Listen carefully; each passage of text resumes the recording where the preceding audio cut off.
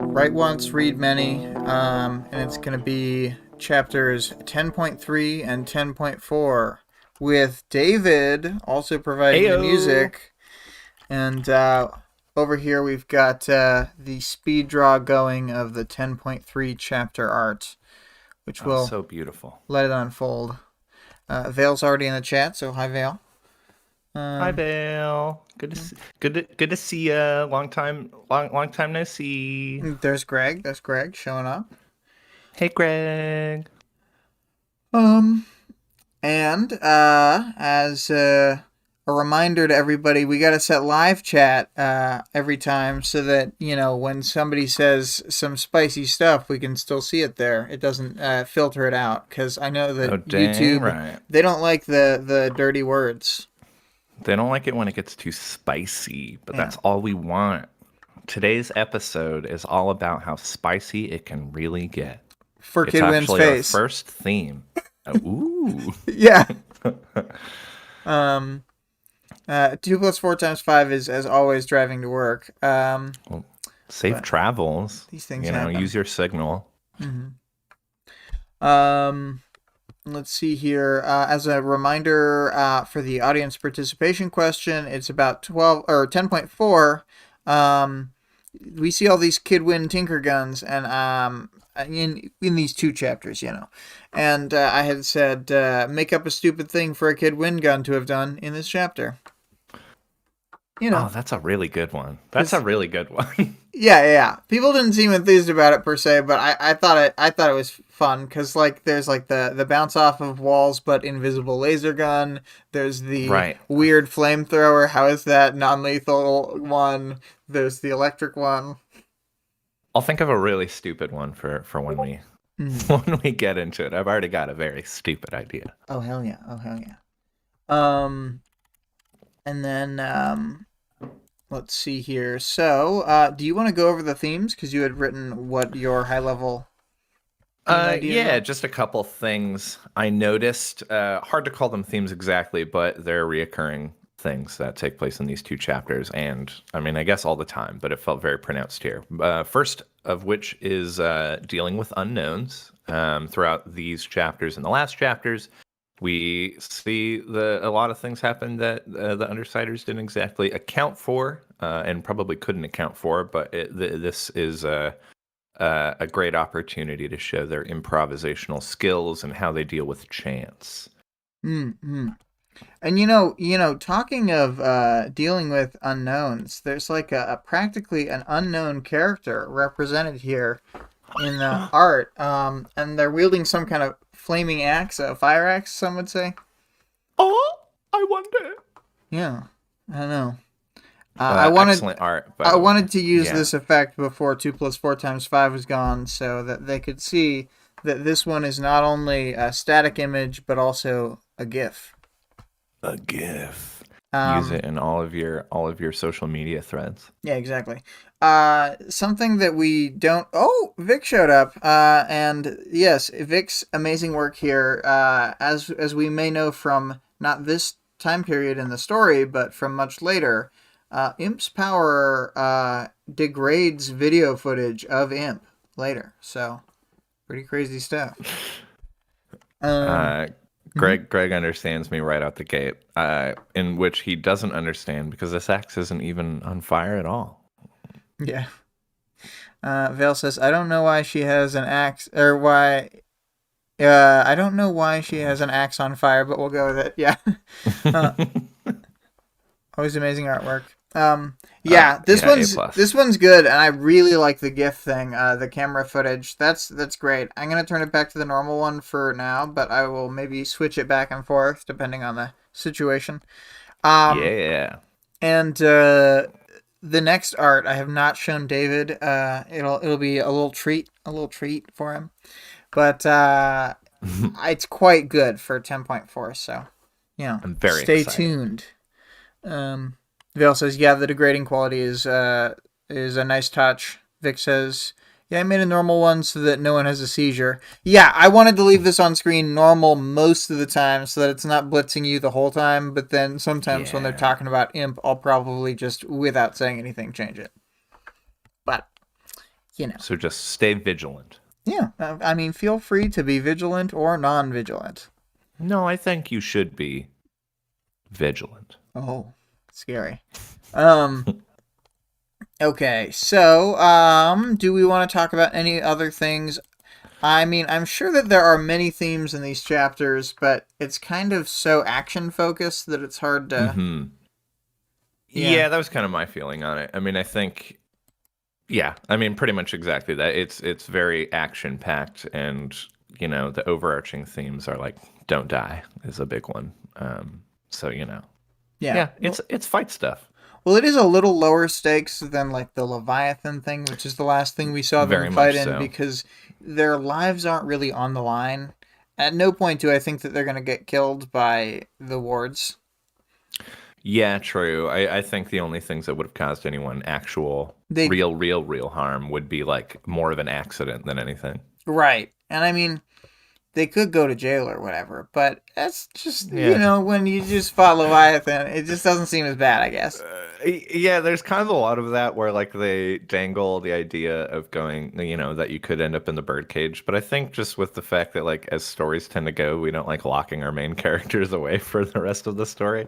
I'm like, they're fine. They're not gonna end up there. Yeah, and I mean like a lot of times in like this type of setting, when somebody goes to jail, somebody else breaks them out. So Yeah, yeah. And Val says these are Tattletale chapters that showcases how crucial and excellent she is to the team, and I 100% agree with that sentiment. Hmm, all right. But it does also show how kind of like winging it she is a lot, which I can appreciate, but that is very much what's happening a lot of the time is she's winging it. Yeah, yeah. All right, I think we can hop into the 10.3 summary, and I was going to mostly take point here. And I know Hmm. that Vic doesn't like to, let the audience know how the sausage is made, but just for context, when I say some bonkers stuff in here, Vic did write this. And I just go with what she writes most of the time because, I agree with her summaries, and they are very funny. I know. Yeah, this one was an excellent read. I know you hate when I reveal that, but I think it gives the right amount of context. I know you don't expect me to read the jokes. I'm probably there's one that I'm gonna skip for you. But some of your jokes I just can't help it. I do feel like they're very funny. Hmm. And I Hmm. want to bring that to the table because my writing is a little more dry, unfortunately. But here we go. As soon as Weld realizes the Undersiders have set this up as a trap, the gang springs into action, dismantling the PRT members holding them up.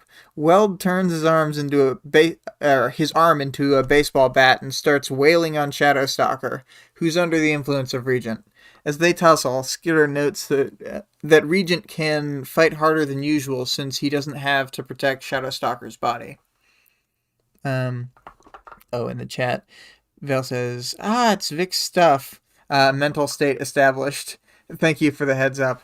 Yeah, I mean, sometimes the things that get said here are so out of pocket, I don't even know how I would translate them on the fly from whatever joke you're making to just the normal summary, so, there's that too. Oh yeah, and some people want to hear the puppet master, not the puppet.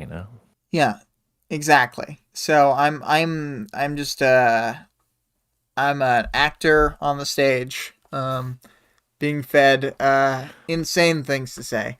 Bitch makes it to the front door and whistles for her dogs at a preposterous volume, a reminder that they're not at the PRT HQ with them because they fled at the start of the like fake battle with the merchants.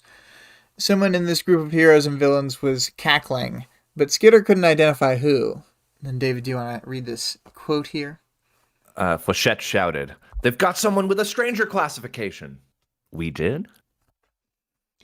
Yeah. And that was Taylor. You see, I was gonna correct him, Vic, because the I'm pretty sure it was a false foray. Yeah, not a fight.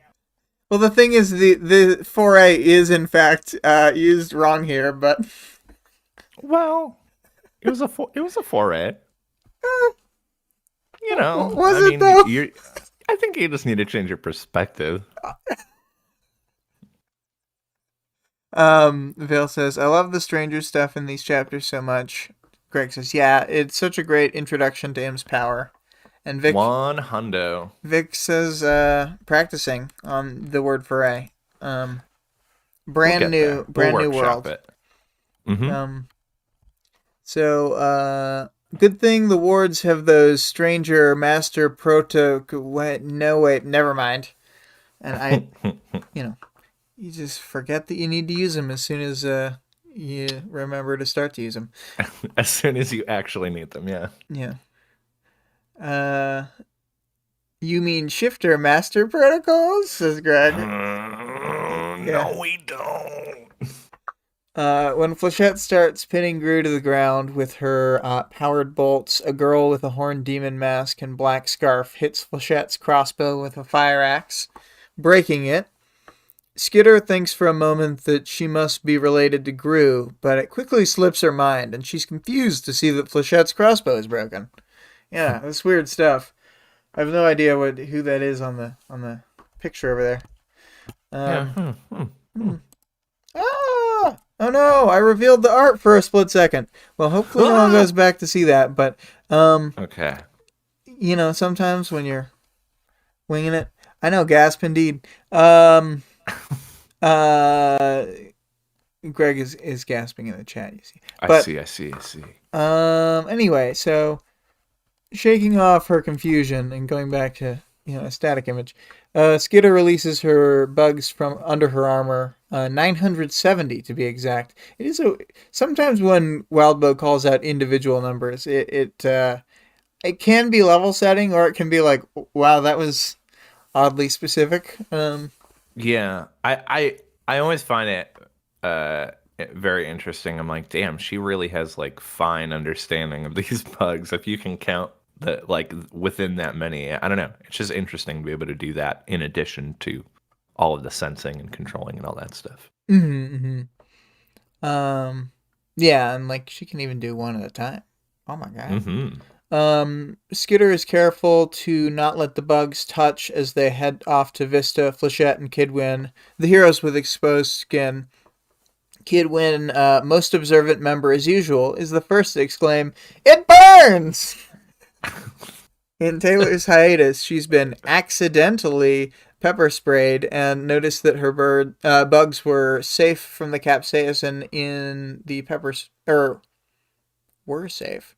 I don't think they were Mm-hmm. safe. I think it's that they were hurt, so she had to like come up with a whole plan to cover them in the hairspray.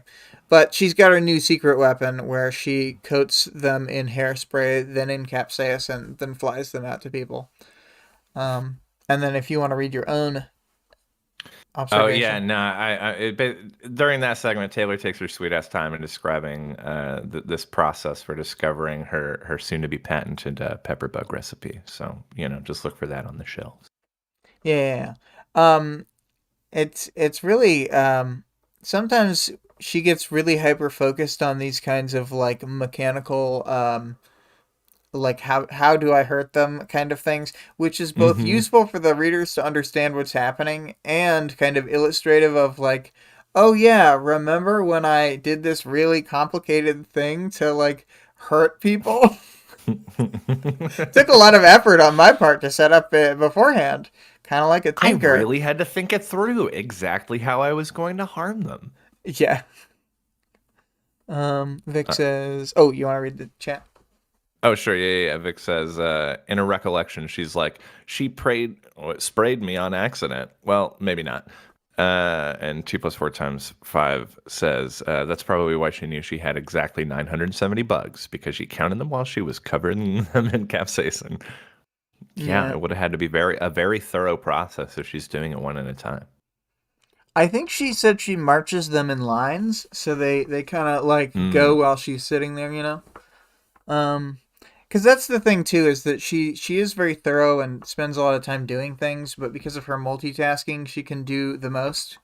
Um, Yeah, very, very, very true. Imagine how she discovered the hairspray immunity. It's 100% because she is using bugs to help her fix her hair in the mornings. And notice the bugs that helped didn't die from pepper spray juice, says Vale. Hmm. Fan theories abound.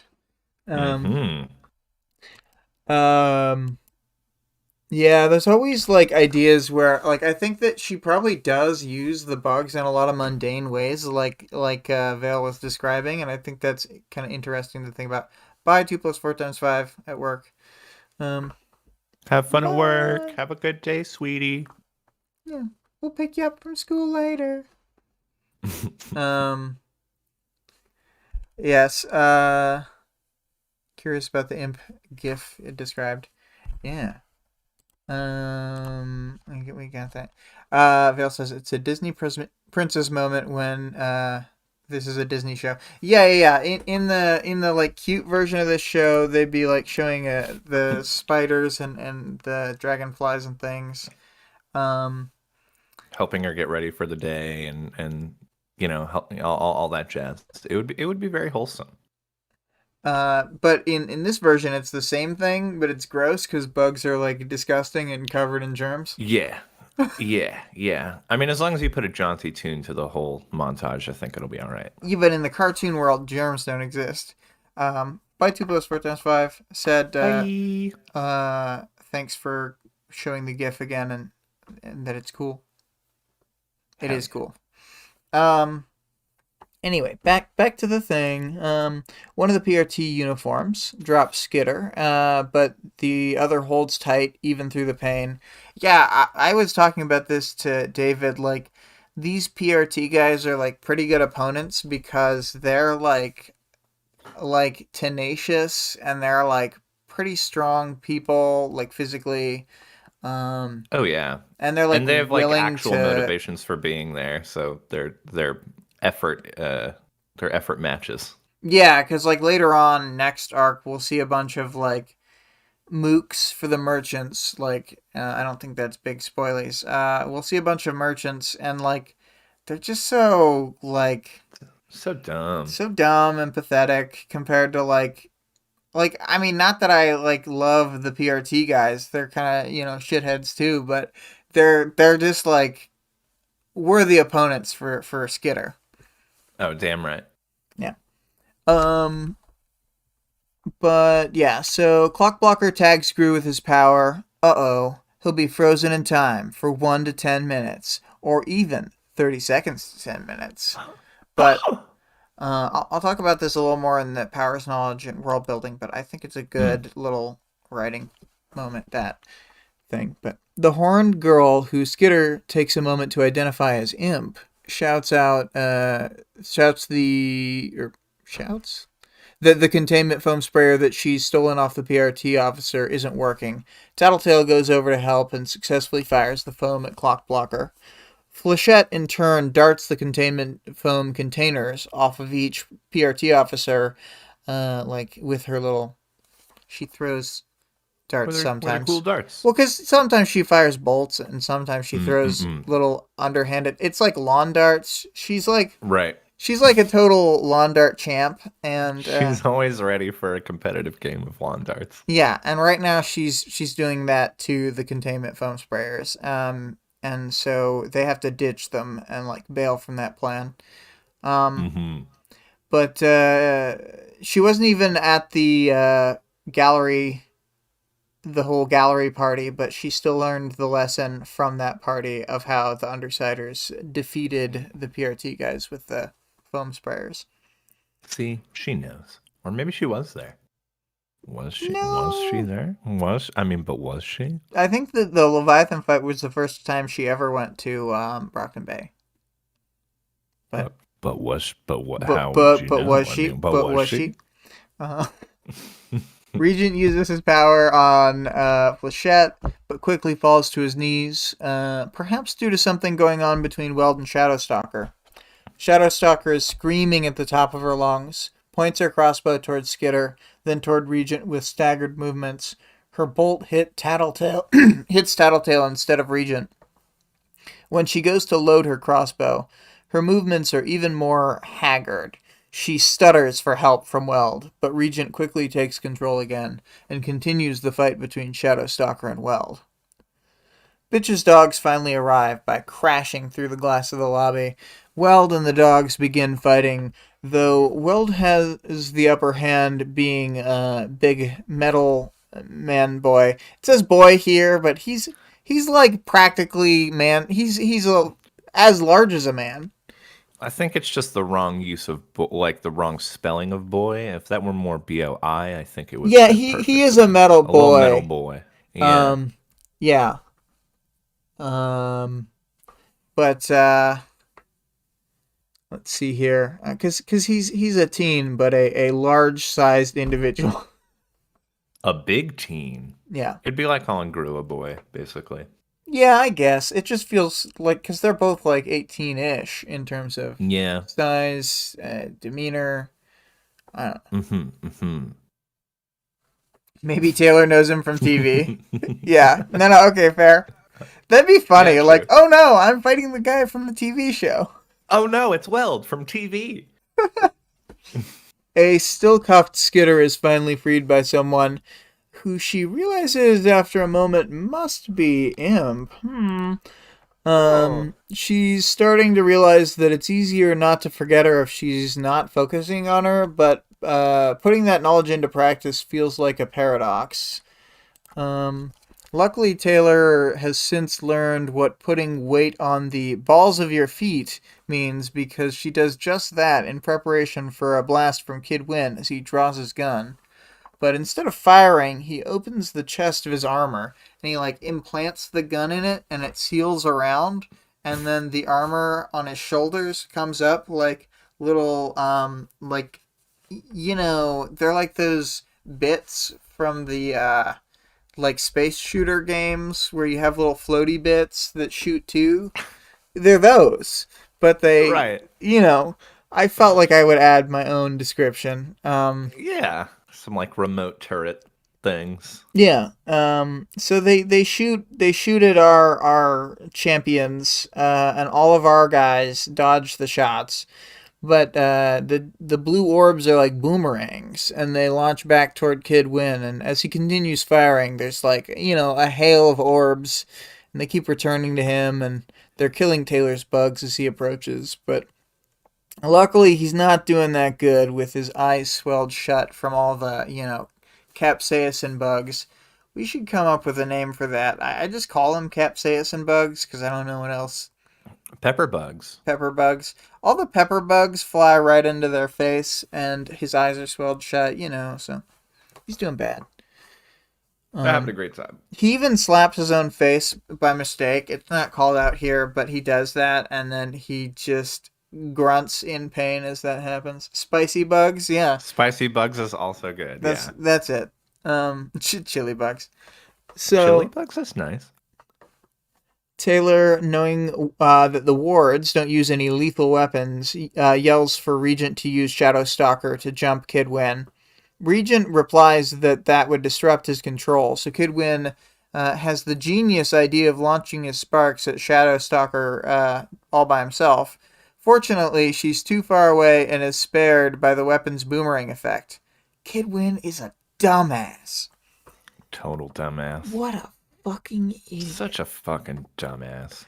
Um, Taylor whistles for the dog, or one of the dogs, Bentley, who crashes with no hesitation into Kidwin's force field of electricity. Um, he takes Kid and Flechette out of commission and gets a good boy from Skitter in return. Skitter is slammed into the wall by Bitch, who lets her know that she does not give orders for her dogs, and she does not give out good boys to her dogs. Hell nah. Those No. are her good boys. Yeah. Vic says, he made such a cool-ass weapon that doesn't accomplish anything the whole time. Yeah, no, it's true. Yeah. It Classic. seems like it would be really effective too, because he could just like form a whole bunch of them going both ways, and then it's like Zelda 2 and those boomerang guys are shooting at you, and you're like, fuck, and you're trying to like block ones in the front and back at both height levels. See, how do you even? How would you even do that as Skitter block at both height levels? Yeah, you can't. Yeah, but he wastes his time firing at Shadowstalker rather than setting up a trap like that. Come on, See? kid. Come on, kid. Think it through. But he gets hit by a big doge. Uh, but Tattletale calls her off, and Bitch lets Skitter go on with a snarl. The team enters the elevator by prying poor Vista's eye open for the retina scan. Unfortunately, Gru is still lost in time, but they'll leave Shadowstalker and the dogs there to protect him. Before they exit the elevator, Skitter covers all the security cameras with bugs. I think this is like I never thought of it when I was first thinking of the story, but she probably like packs the bugs in tight, like walks them side by side and has them like hold position really well. Because Oh in yeah. my imagination, the first time it was much more of like them buzzing in front, so you mostly don't see stuff, but like sometimes you could. Yeah, but they're probably But like like she's laid down smarter on than top that. of it. Yeah, Yeah. they'd be like perfectly like covering it with their bodies. Like when you see the people covered in bees, how it's like you don't even see their skin under all the Completely bees. smothered. Yeah. Um. Spooky. Spooky stuff. Ooh. So then Tattletale heads to a computer with a series of thumb drives. And this is the terminal computer that we've had described to us several times. It's like a dozen monitors. It's on the right side of the room as you enter. And it's like the console that Kid wins usually at. Yeah. Yeah. Logging in as Pigo with ease, she lets Skitter know that it'll take about 2 minutes to get the documents. Regent says that they'll have to fight their way back out here if they wait too long, but Tattletale says no one on the Protectorate will be here fast enough because like Velocity is dead, Dauntless is essentially dead, caught in that time bubble. Um, but they'll still get out as fast as they can as soon as Gru is unfrozen. And as they prep to leave, they note that the elevator is down. Almost as soon as Tattletale takes out the thumb drive, all the screens in the room go black. After a moment, Dragon's face appears on the monitors. Dun dun Bum bum dun! bum. 10 bugs Uh, per camera, 97 yeah. cameras. All bugs accounted for. Don't need any more. I think she had more of a swarm than that, just only those were the capsaicin ones. But Greg says be glazed. Oh my god. Mm-hmm. Mm-hmm. Glazed. Um Final chapter thoughts. Vale says my first time reading this, the dragon appearance was so intense. Oh, Um oh yeah. yeah, I mean it's like she's kind of we I don't know that everybody takes it in the like fight with Leviathan, but it's like when she attacks, she's like I don't know, that plasma scene, like she can clearly do a lot and she like flew to the fight and stuff and I don't know. There's a lot going on. Yeah. Yeah. Yeah. I mean, both Dragon. these chapters have a nice dragon suspenseful ending. Um, Yeah, Vic even says Dragon was going for the drama. mm-hmm. Yeah. Yep. Yeah, I thought, within the end of this chapter and the next chapter, I think Dragon shows, a little more personality, aside from, I think, the interlude, which has already taken place. No, You don't no. get a ton of. Dragon's interlude will happen. Oh, do you mean Pages when it's Canary? Yes, Or yes. we also see No, her no, in no, Miss no, no, no. Malicious. I'm thinking of one where she's talking with Armsmaster. Miss Militia, which has the Maybe. conversation right before the Endbringer attack with Dragon and Yep, Armsmaster. yep, yep. That's the one. Yeah, yeah. I'm just making sure we're not doing any spoilies for this No, no, no, arc's no, no, no. chapter, I the won't. I Dragon won't dive chapter. into the later stuff. Of course not. Yes. But yeah, a very action-packed, Yeah. chapter. A lot going on. A lot of back and forth. I don't know if we know at this point, but she's the inventor of containment foam. I As don't far as know I that they know. have talked about that yet, but it's true. Spoily.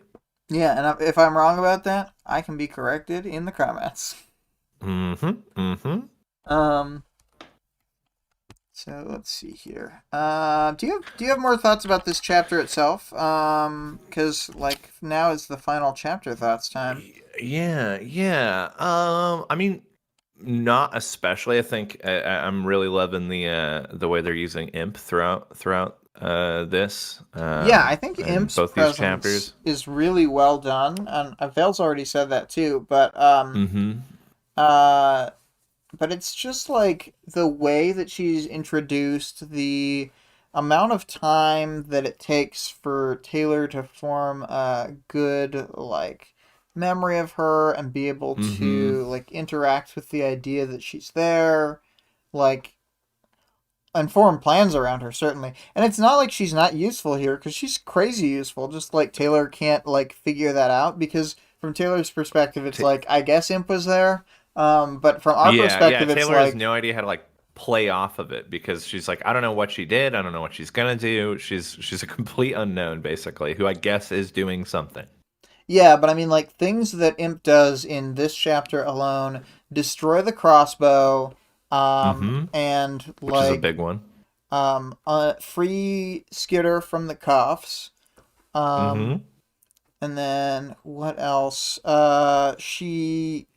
I think she like casually is like tasing PRT guys and stuff, but it's just like Yeah, that it so kind of off continues on in screeny. this next one. Yeah, and then in the next one too, she'll like take out a whole squad of guys, but like from Taylor's perspective, it's like I guess they're out of our way because she like can't Yeah, conceptualize like Imp. So right. And I'm sure it's like pleasant surprises, but she's like, I have no idea how to account for this, so I guess that's happening. yeah, um, and of course we I think learn how the like okay. Taylor's getting more ruthless overall with the capsaicin bugs on Mm-hmm. like or It's a lot more intentional the now. spicy bugs because she's using spicy bugs on like essentially like good people. Like she's not even Right. spicy bugging Shadowstalker, the bad person, which like that would be bad right now, like for more reasons because they're controlling her, which is like already like from the last two chapters way more line pushing and like further than they've ever gone before, except Regent, in his previous identity. Um, Mm-hmm. and but like spicy bugging these basically innocent people, like I consider Flechette, Clock Blocker, and Kidwin, or I guess it's Flechette, Vista, and Kidwin who are the three who get hit, but all Yeah. essentially just like good Or like people trying their best. decent people. Yeah, yeah. Yeah. Also, Vic, I'm really glad you didn't draw them prying Vista's eyes open. Yeah. Going back to Vic's commentary for a minute, a couple We've Got Worm comments. Scott thinking containment foam broke the story was so funny. And it's like, yeah, because he didn't think about the idea of like difficulty to manufacture it, like the inconvenience of it. Like all the times that people have talked about Peter Piker's spider webs, just like making the city a mess, or like we've Oh made my fun God, of yeah. Foil for like being a total vandal. It's like that basically for containment foam.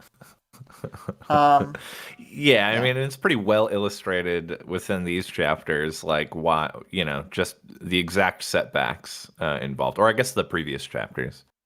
yeah, and Vic says almost as funny as Fire Axe. Yeah, the famous misconception where Scott thought that the fire axe that Imp pulled down, presumably as a piece of real emergency equipment from the headquarters, was a flaming axe that was part of her power set. Oh no, I didn't take a picture of it. Shoot. It's at Greg's house, but we had a little game where we had briefly played, and I had played the character Fire Axe, who was a fireman themed person with a literal flaming axe. Um, anyway, Fighting fire with fire. yeah. Greg says the character card. I can get a shitty picture of it. One moment. Yeah, that'd be great. Um, and then Vic had said, "Do you want to read a little more of the chat?" You had already mentioned the Vista thing. Oh yeah, yeah, yeah. Well, Vale chimes in. There's an interesting thing I've noticed with first-time readers of Worm. It seems like at some point early on, everyone finds something small and fixates on it. For me, it was the webs, not flash burning. Um, yeah, yeah. And then Scott, that's the same thing as Scott with the containment foam. Yeah, I'm trying to think. Did I have any weird fixations I or think things that just seemed implausible? I think that webs are actually resistant to fire. The thing about them flash burning is mostly like a cultural thing. They do like dry up very easily, but they don't like burn like they do in Zelda. Like I think. They don't. Well, I mean, at least in the few times I've burned the cobwebs in my home or outside of my home, they don't like catch fire, but they shrivel up like pretty immediately. So in the Yeah. context of like a grenade explosion or something like that, I mean, I'm pretty sure they would be just decimated. Yeah. Yeah, it's and I mean there's probably like hard data on it because they use spider webs in real defensive clothing. Um but yeah. What? Vic says Oh, for me, earlier. Oh, sorry, go on. oh, go ahead. I was just gonna read the latest, Vic. For me, it's the fact that Taylor doesn't ever wear shoes, and I guess, yeah, she just has like the padding in her costume. Didn't she like take the soles from some shoe and stitch them into her costume or something like that? Yeah, she specifically wanted to be able to walk over broken glass. Yeah. But yeah, it But is not wearing weird. just like actual shoes. It is kind of odd. Yeah, she's like a real weirdo. She's in like pajamas for real. She's just Um, in Birkenstocks all the time, and it's like Taylor, that's not good for fighting. I know you're she like wears toe every time shoes, every time she's sparring or something like that, like one of her shoes goes flying to the other side of the room, and it's just embarrassing. but just imagine she wore those stupid fitted toe shoes. That'd be Oh my incredible. god. I would that's something she would do. God, I wish she kind of did now. So, Vic says she wears tabbies, and I gotta look up tabbies, shoes, images. Yeah, Yeah, yeah, I'm totally. curious. She wears tabbies. They're like Ninja Tabby's Turtle hands with like two nubs that Oh you're. yeah. Well, They're like mitten shoes. I'm seeing some healed tabbies. No thank you. No thank you. Oh Mm-mm. boy. Nuh-uh. Okay. Uh, What I was gonna mention is we. I don't think we mentioned Vic saying because Taylor doesn't even mention feeling bad about anything these chapters except Shadowstalker. oh Yeah, and yeah. she very much like hurts people who are like generally good, in my opinion, and who like Yeah, she the thinks the same thing of. right. Her I guess mental emotional goalposts have certainly already started to shift pretty drastically. Yeah. Let's go open in browser, Mm-hmm. and we'll do save Mm-hmm. Mm-hmm. images. Bu- bu- bu- You pulling something up? I'm pulling something up. All right. Do you want to like try and catch us up on the chat a little more? Just anything we kind of missed. Sure. Let's see. Once again, yeah, glad you didn't draw them prying vistas. Eyes open. Da-da-da-da-da. Let's see. Let's see. Taylor just has bugs formed into shoes. She doesn't even mention it because she tries to pretend it's normal, and it's super fucking not, Vale. It's really not. And those poor bugs. I mean, if she can sense everything the bugs are sensing, like every time they experience any amount of pain, I imagine every step she takes is just another mistake to you. You know. Mm-hmm. All right, Uh I've put the Fire Axe card up on screen so anyone can read this and. Um, oh, very good. mm-hmm. So the identity, central, firefighter, secondary, social butterfly, and athlete. Negative is Guanxi. I'm super obsessed with it at this point in my life. And that was a joke. I was basing it on Stan Vickery. That's like what he's obsessed with Mm. um, from Worm. And his power is Fire Axe. It's a lightsaber axe. Fire, oxygen deprivation, resistance. So like he's resistant to both like flames, heat, and like not being able to breathe very well. And his trauma Hell is yeah. never lived up to expectations. Oh, we can all relate to that. On the topic of fixating on a small thing, I am somewhat convinced it's because the writing is so rational, way more than usual, while staying fun. It leads to a reader not finding normal inconsistencies, inconsistent aspects of the writing. So at some point, a small thing jumps out to fill that void. Yeah, yeah, I agree. I mean, it kind of serves up information as it would occur to the narrator. So you're sort of walking through their logical steps in which to get there, and sometimes that payoff is a lot later than you would have anticipated. All right. I think we're good All to right, shall we move on to move it along. 10.4? Yep. All right, all right, here we go. So Dragon, appearing from the monitors, is rather miffed with the Undersiders, accusing them of hacking her mainframe. Imp is trying to skedaddle via the stairs, but with no luck. And Taylor, I guess, didn't trust that Imp knew how doors worked, so she confirmed it was, in fact, closed.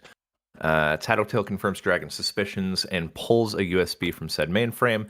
Dragon hits the books and reads up on Tattletale and the gang in real time, and makes the bold claim that Tattletale won't be able to get under their skin. Naturally, Tattletale loves that kind of challenge. She says something cheeky along the lines of like, few think they will, or whatever it is. She notes that the nearby security cameras, the bulk of which are bugaflaged, Taylor and I agree that it's gross having kids observed like that. Yeah, because it does paint the picture of like a lot of cameras around. Meanwhile, Imp is ineffectually hacking at the door to the stairs with an axe, the axe, but is eventually relieved by Regent. And a quote from Dragon here. It wears out your hands to do that. Just by the way, to hit anything with an axe because it reverberates, and like you want to wear like pretty good gloves when you're gonna use an axe for real. Like, it'll just like fuck up your hands. Yeah, for fucking real. Well, yeah, like if you've ever used like a metal baseball bat or anything like that, like even just using that too many times will just fucking wear you out real quick. Because it vibrates. It's the vibration every goddamn time. Quote from Dragon here. I never really thought about what Dragon sounds like, but she's just going to be a robot. You tried to steal official data, and you put a virus on my system. Oh, that's too good. You hadn't done that previously, so that's awesome. How do you say this name here? Epios? Epios? I'm not sure. I actually didn't look up this character. I believe. I'm more insulted by the fact that you went to that hack than I am about the virus. Yeah, which I really love that quote for Dragon. Because I mean, it shows she's got pride. She might be a robot, but she's got pride in her work and has at least an amount of ego. Here, let's touch base with the chat for a second here. Let's see. Thank you, Bugaflaged was the only word I've ever created, so I'm glad that one worked out. Aspects of the writing. So at some point, no, that's part of the other thing. Vic, I assume they have the hidden cameras in prep for Chariot to join. I'm sorry, I don't have a Newfoundland accent. I'd really have to listen to that. She's not a robot, she's remote. I know she's not a robot, but I mean, she's in a big robo suit. Well, oh yeah, I mean, I guess in that context, she is remote. But also, she's covering up her voice with a voice changer. Yeah. Because it says, let's see here, Control F voice. Because like Taylor notes later in the story all the people who have used voice modulation, and thinks of like even people like Uber who uses his power to make his like oration better. Right. In the audiobook, when they do Bakuda's voice, it's very modulated as well. Yeah. So I could detect a definite note of irritation in Dragon's voice, despite how she'd synthesized it to mask her tone. Yeah, there you go. Wait, I cut it off early. Tone, inflection, and speech patterns. So. Oh. Yeah, so I pretty much nailed it, is what you're saying. She's trying to Bakuda her voice, but Taylor still knows. Yeah. Vale, I will definitely, after this, it will be first on my docket to learn a Newfoundlander accent. Um. Anyway, Taylor and Tattletale boogie to the opposite end of the ward's quarters, winding up in Kid Wynn's room. Like Sylvester Stallone, Tattletale says, "Gear up. We've got a techno heist on our hands." Well, sort of. This is strictly a temporary measure, what with the billion risks of taking Tinker gear. Dragon chimes in like a subconscious thought, reinforcing what a bad idea it is to touch other people's things. And this reminded me of all of the life lessons, George Bluth's life lessons in Arrested Development, Yeah, that's such why you as don't yell. "That's why you don't yell," "That's why you don't," "That's why you always leave a note," things of that nature. Yeah. Um, This is a very that's Tattletale. why you don't touch Oh, Tinker Gear style. exactly. Yeah, yeah. Which actually, I mean, if someone wants to draw that comic, I highly encourage it. Tattletale slam dunks Dragon with a reference to the Dragon Slayers. Basically, that Dragon's being all like, "Oh, you can't touch Tinker Gear," and Tattletale's like, "Well, there's literally people who are out there causing a ruckus after having stolen your Tinker Gear, so you know." But Tattletale figures her power will pretty much guide them in the right direction in terms of using those weapons with the least amount of self-destruction. Taylor is not entirely convinced, which is pretty classic. Tattletale's first pick of a weapon is an invisible garbage ray, not the kind that would fire garbage, it just is garbage. The rest seem to be nothing street ready or particularly helpful, with the exception of a spear-like weapon with some incredible destructive force. It's like a kind of like a flamethrower, but very like short range. I mean, I guess most are, but yeah, this That's seemed the like one where it's like, how the hell is that non-lethal? yeah. Taylor has that thought exactly. It was just like, how is that non-lethal? And still, Tattletale doesn't seem like all that worried about them kind of sifting through all this stuff. In which case, I don't know. I Again, think she seems she's to kind of going just be with like, "Eh, like it's probably fine." I think she's going with ultra confidence where they take risk after risk because they know they're under the overall The gun of veil of time. well, it's the overall veil of Coil's power where they can make big risky plays, and if any of them go super bad, then they can just dismiss that timeline. I didn't really consider that all that much. I mean, I guess that's like placing a pretty big bet on whether or not Coil is allowing that to occur. But yeah, I I could think see she's that. pretty I mean, bought that's in probably on part of. I think Tattletale's pretty bought in on the idea of Coil right now. Yeah, I suppose so. I guess she has the intuition to know when, or at least to have a better idea of when to rely on that or not. I would have a very hard time being like, it'll be fine. I could, maybe we'll just use the other timeline. I think he's already learned to fool Tattletale's power a bit because Tattletale is surprised in Arc 7 by him Mm. using Dinah for her power. She doesn't Yeah, know and how that to was like explain it after. to Taylor. Yeah, and that was like after she like knew. I mean, she had a pretty good idea. Right, right. Um, So, so, so yeah, very interesting. Couple notes in the chat here. It would have been amazing if every one of the Tinker projects were just completely useless. I know it's a bit of an unreliable narrator thing with Kid Win. He's actually pretty good at his stuff, but it would have been funny.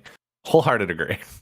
If I mean, they might as like if he only might as left well have. out those ones because they were totally just nothing and they wouldn't work if Yeah, someone just else picked them absolute up. garbage. Because, like, there's a lot Yep. of Tinker gear where if somebody who's not a Tinker picks it up, it's just a blunt object in whatever shape. Right.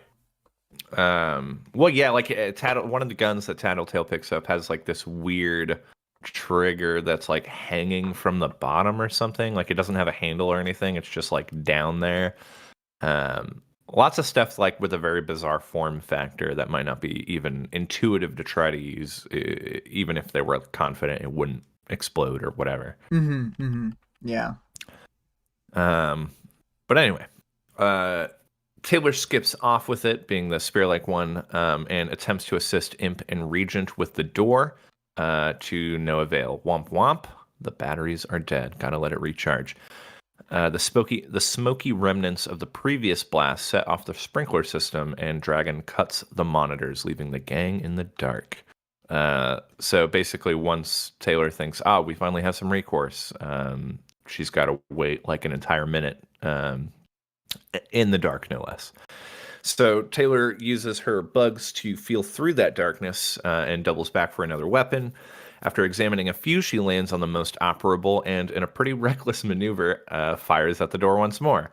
Thankfully, no one dies, a horrible death, and the door buckles after an extra nudge. Yeah, that was just one thing where it's like she's kind of just like testing stuff with people really close by. Like, I don't know. I would be very worried about shit ricocheting or backfiring or Or what if whatever. it fires like even if it's non-lethal, like a grenade style ammunition where it shoots and then it hits everyone to the left and right of whatever she hits? Yeah, like it'd be pretty. Yeah, exactly that. Like, there's a lot of. I mean, I guess it would just be inconvenient to make them constantly, getting messed up by the weapons they're trying to use. But it just seems like the most basic thing of like, oh, if you don't know what it does, maybe you don't, maybe you don't fire it around a bunch of people. Yeah. But she does, and it works. The door, it buckles in, and Taylor is basically able to use her body to kick it through the rest of the way. Um, the Undersiders start heading up the stairs as things are turning sour for Shadowstalker / Regent above. I guess Imp ran ahead. Right. Yeah, no, Imp ran ahead, taking a few PRT officers down on the way, and she's got the spearlight gun. And here is a quote from Taylor regarding Imp. Do you mind Uh, if I jump in for that? Please. Damn it. Having to keep track of Imp and having her power throwing me off my stride was getting to be annoying. The team prior to now had a kind of synergy with the way my bugs and Tattletale's power let us deal with Gru's darkness, how the dogs could smell opponents through it. She doesn't even mention Regent, but he could feel people through it. Right. Well, yeah, one thing that I was curious about is like regarding Gru specifically, like I imagine he knows Aisha well enough and is able to like kind of know where she's at, regardless of her power usage. But I wonder to what degree. Like, does I can't. I don't know if they He really also can't approach focus it. on her. Like there's no special awareness that he Yeah. has. So like it's the only one with a sort of special awareness for her is Tattletale actually. Mm, mm. Yeah, it's interesting, which, yeah, that makes sense given it's a thinker power, but it would be curious if, like, to know the extent of Imp's power in that, like, can the bugs see her or do bugs just forget about her? Like, She I don't know. much in the same way that people's sense of touch can't feel through Imp's power. Like she can literally push you and you will forget that it was her and be like, what just happened? Um, Mm-mm-mm. so that is the same thing with the bugs. She's not Okay. meaningfully able to tell that Imp is there, even if she's taking up space that the bugs should be taking up. God, that's such an incredible power. I mean, Yeah, it it's very fairly strong. There are several things that see through it. right. Um, Very alternate yeah. senses, but Yeah. And just to address Veil real quick, there is a second artwork, and we will be switching to it shortly. mhm. Um, I'll keep stomping through here, and we got another quote coming up here in a minute. Yeah. A few more PRT officers are waiting for them on the upper level. Things quickly devolve into chaos thanks to Regent and Imp. Just a couple of scamps. Before Taylor can get a shot in, Tattletale pushes her back, and the Undersiders take cover. So basically, Tattletale pushes her back into the stairwell, and a large explosion follows, and the impact carries into the stairwell, though the gang seems mostly unscathed. The gathered soldiers were reeling, stunned, and Imp was crouched by the only one who was still conscious. She drew a taser from her sleeve, tagged him, then stood. She had one of the PRT's grenade launchers slung over one shoulder, the flamethrower thing in one hand, and the taser in the other. She handed off the grenade launcher to Regent, then put the taser away, holding the flamethrower. Yeah. And you thought Imp wasn't memorable.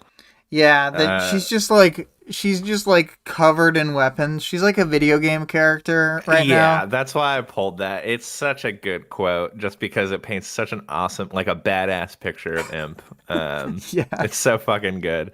And then definitely makes like Regent her number two in this situation. Yeah. It's just very good. They're an excellent duo, I think. Yeah. Um, they head back to where they started and find everyone pretty much where they left them. Well, sort of. Shadowstalker and Bitch are cornered, and the three dogs lay unmoving. Weld wraps a length of cord around Gru. And here we can see the art change. Here is the time lapse of that. Please take a moment to enjoy that in all of its glory. Feel free to keep going on that thing. I All timed right. it so that it would line up with you talking over it. Okay, perfect. Taylor and Tattletale aim their respective stolen weapons at Weld. Tattletale fires an electric beam, but he seems unbothered. That is, until he was most certainly bothered to the point of collapsing to the floor. And Um, this happens sort of right in the middle of that. mm-hmm. Yeah, we'll keep going while it Yeah, happens. yeah. Um, for good measure, Tattletale hits Weld with the butt of her gun, only to find that Weld lived up to his name. For a moment, I was confused if this was Weld's power activating, but it is actually that Weld has just gotten so hot that the metal bonds to his body.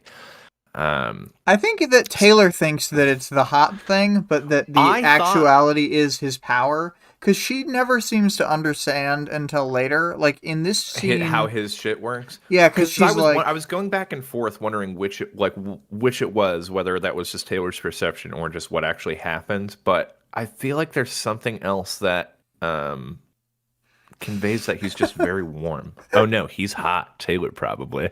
Um, yeah, Greg yeah, with the fake exactly that. quotes nailing He's us. hot. Um, Um, but I'm pretty sure that it's like something. It's supposed to be like a dramatic irony where mm. we know that he bonds to all metal and she doesn't know that. So she's like, "Wow, I can't believe that he was so hot that he would actually just immediately envelop this other metal."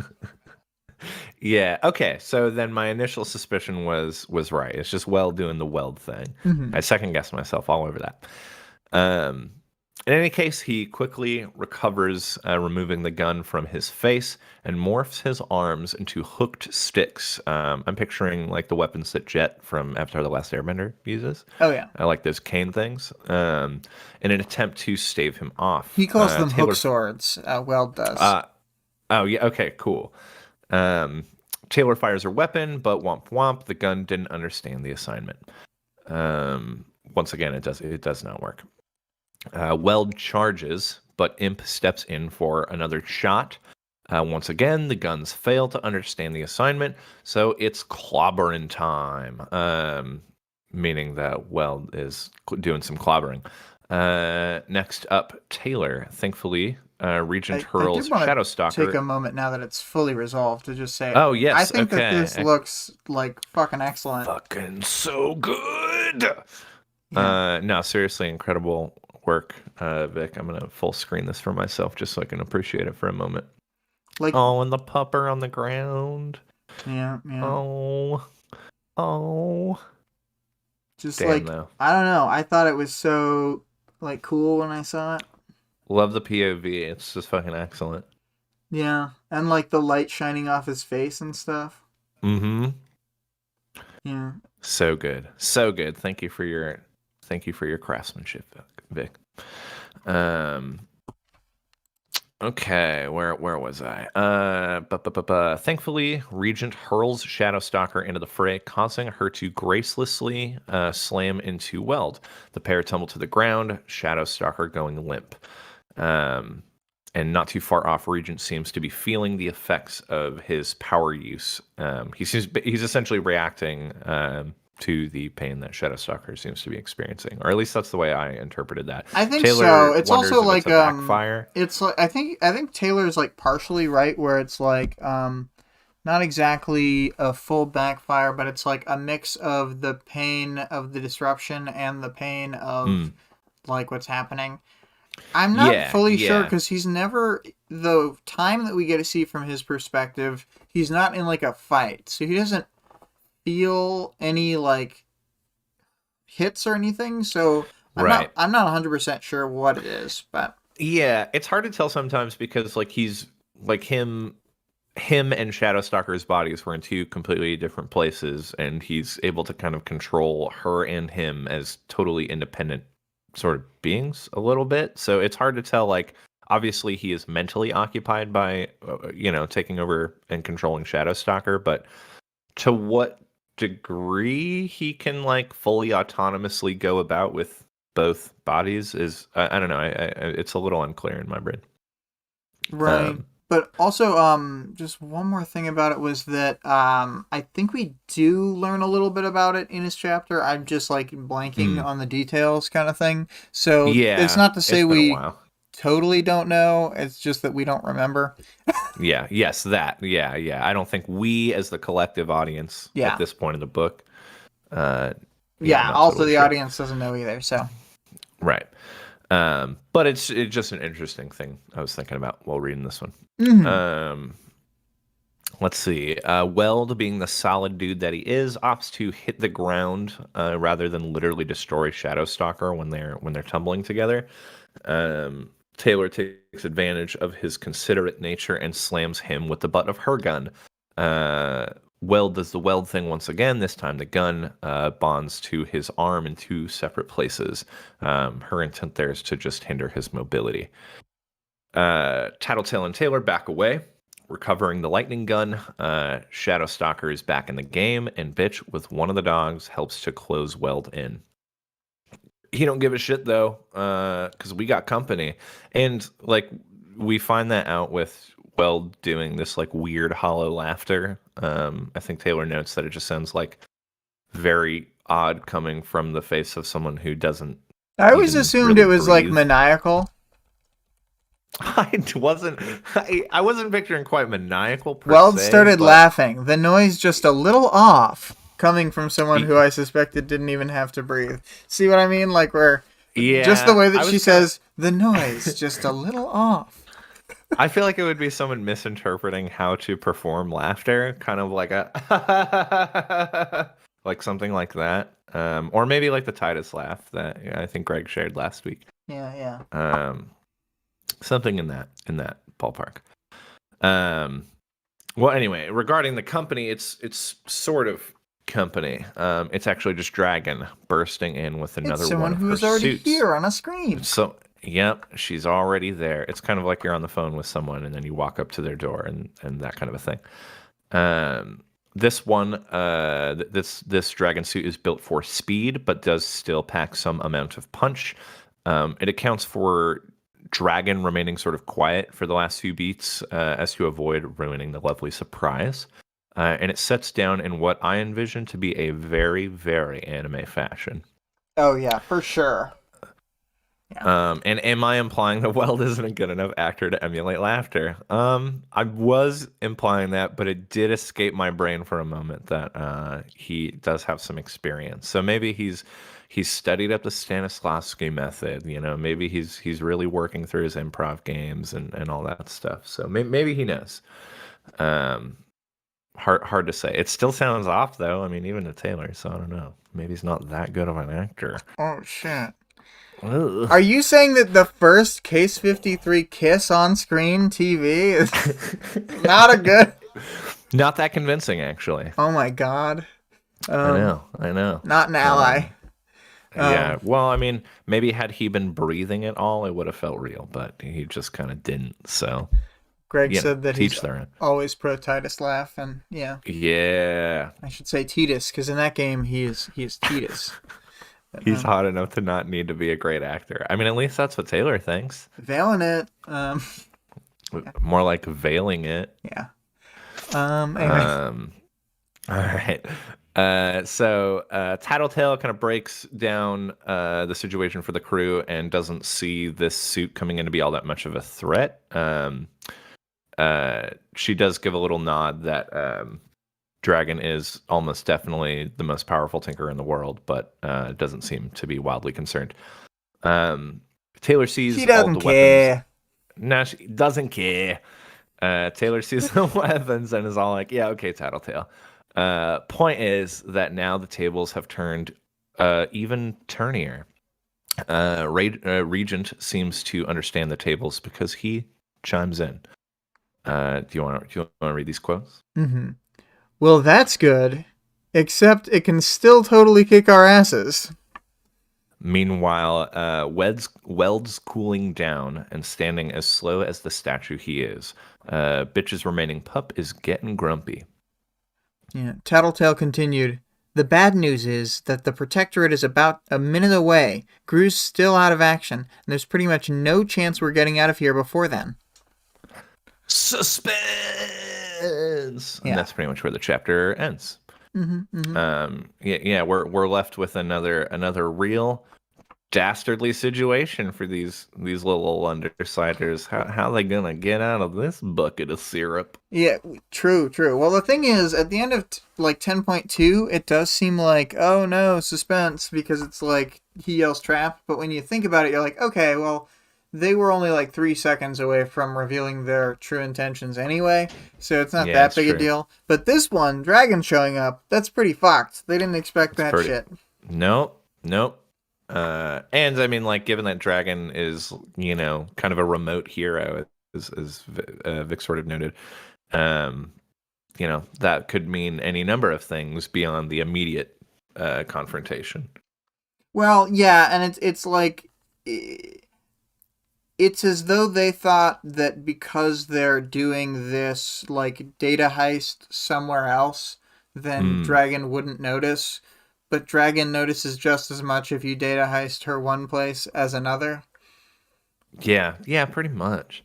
Greg notes, Tattletale's poor record of guessing how many heroes will show up continues, and yeah, she does seem to be pretty constantly misaligning her expectations. I mean, she's good. She's good at, just to tie in the themes here, she's good at improvising well enough to get by anyway. It's true. It's true. Um, I think this one's pretty interesting. I like the conversation between Dragon and the group, and then I like how just like right away Imp starts like hacking away at the door. Like she doesn't Oh even think yeah, about it. She just she doesn't starts. really waste any time, and like for who her character is, like it's odd that we wouldn't see her sort of reveling in the moment a little bit more and like making a big fuss over all the fun things she's doing. But I guess it's probably just because the use of her power that, even if all that stuff's happening, no one's able to really pay it any mind. Yeah. Let's see here. Uh, Vale says, I still think the original plan was to get sent to the PRTHQ jail, then work it out from there. Vic says, I think Tattletale also wants to misalign others' expectations. Gru's too conservative. She has to bend the truth. Yeah, yeah. I think that she thinks a lot of times we'll be able to handle it in the moment, so it's not as big a deal, or like Right. she can justify to herself that she's Hmm. fibbing a little bit, and it's fine. Yeah, and I think like luckily pretty much everyone on the team has, I don't know, a power that lets them get out of sticky situations pretty decently. I think it's quite a So, surprise to the team that Gru gets frozen by Clock Blocker. I will talk about it in a little bit. I guess I might as hmm, well talk about it now. Jumping to that little section of the Powers, Knowledge, and World Building is that the yeah, way Clock Blocker's power as a narrative element of randomness like is used, I think, is amazing. Gru being caught means that they have to either hold that position for an undetermined amount of time, up to 10 minutes, which in one of these fights is quite a while, or they have to that's like an retreat. eternity in this context. Yeah, yeah. Or they have to retreat and then make their way back here fast enough that they don't miss the end of the time stop. Like, they Hmm. can't leave him there because, like, even as they're fighting Weld as best they can, like the Shadow Stalker, Rachel, well, Bitch, and the dogs all fighting Weld, then it's still, like, he's able to put the cord around Gru. Yeah. Yeah.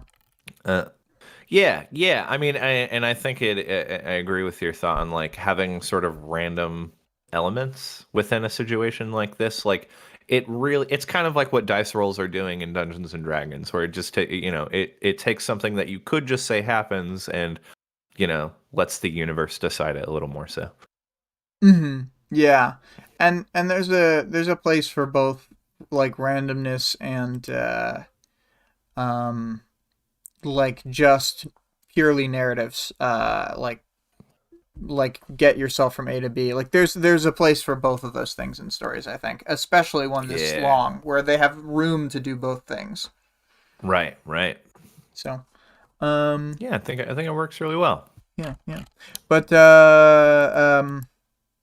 and I mean it makes your expectations different because when you know like, oh, he's stuck for exactly 5 minutes, then that's like just a thing where like it's kind of a ticking clock to a point where you know, Right. and the obscured clock is what makes it good, whereas it wouldn't be Right. good if it was just whatever. But Yeah, I mean there's a way where you could like build a sort of suspense around that specifically. And this mm-hmm. kind of has it, but it's not constantly reminding you of that.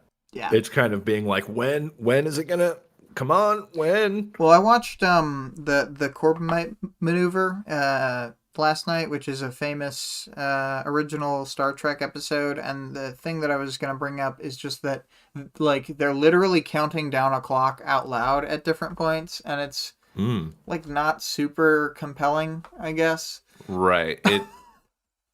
Yeah, I mean it doesn't something like that can really work against you in terms of storytelling, like how to convey like squash and compress time. And you Mm-hmm. want to be able to be playful with time as much as you can in a context like that. And Especially with in a a story book like like this where it's like hard to tell how much time yeah, is passing. Like you don't want her to have to keep track of every single second. Like writing a right. story from the perspective of March would be a nightmare because that is how her God. mind Ugh. works. She thinks second to second and stuff, and like of exactly how long things take to do. Right, and that would be a miserable perspective to take on for a whole story like Like this. for the writer. Yeah, yes. God. Ugh. That sounds grueling. Um any plus she's fucking March. A clock countdown tells you not to be super interested until it finishes. An unknown clock lets you panic along with the team. Yes, precisely that. It's well put. Yeah. Did we read this? Val said Tattletale's power. Holy shit, there are going to be 11 heroes. This is problematic. Tattletale to Gru. Should be 5 or so. No biggie. Tattletale's power. What the fuck? Yeah. I think Tattletale's power also pushes her to do things that are stupid. So I think that it's like, I wouldn't be shocked if she also was underestimating it for real to get herself into more fights. Hmm. Hmm. Hmm. Yeah, I mean, I think it's just funny because Tattletale in particular is like not a hardy person. She doesn't have any additional abilities to like defend herself in the traditional sense. She like she's like, yeah, we'll be fine. But there's lots of reasons why she could very well not be fine, regardless if she knows the right thing to do or say or where to be. Like there's plenty of reasons and random instances. Like the moment someone brings a bunch of guns into a situation where like she can get fucked up pretty quickly and sometimes does. Yeah, but she also shows in this set of 2 chapters that she can get shot by the crossbow bolt and just keep going and like Right. not Power worry just about power it. through. Yeah, Yeah. so she's not some wilting violet. Like she's there with the rest of True. them and understands the The like what risks they're getting associated. into. Like Yeah. she'll take pretty bad injuries and keep fighting. Yeah. Yeah, But true. so it's like a weird mix of that thing. She's tenacious, but like I had pointed out previously, she like almost never fights, you know. Mhm. Not quite directly, yeah. Yeah, she'll fire a tinker weapon, but she won't throw a punch or swing a knife most of the time. Right. Yeah. Yeah. Yeah. Um any more overarching thoughts on this chapter? Um no, not super. It is kind of funny how Taylor can't figure out the details of Weld's power. I mean, that kind of thing, that kind of dramatic irony happens several times throughout the book where it doesn't really affect the way she fights them, but like she could fight them better if she just figured out the thing.